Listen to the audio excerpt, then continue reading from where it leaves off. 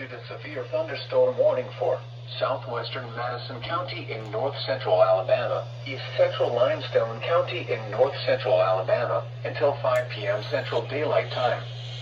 At 4:05 p.m. Central Daylight Time, a severe thunderstorm was located over University of Alabama in Huntsville, or near Huntsville, and is nearly stationary.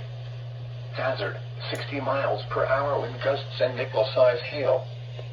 Source, radar indicated. Impact, expect damage to roofs, siding, and trees.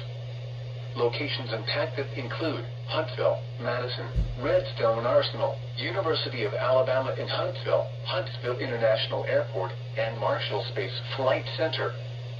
For your protection, move to an interior room on the lowest floor of a building. Repeating, a severe thunderstorm warning has been issued until 5 p.m. Central Daylight Time for the following counties in Alabama: Limestone and Madison,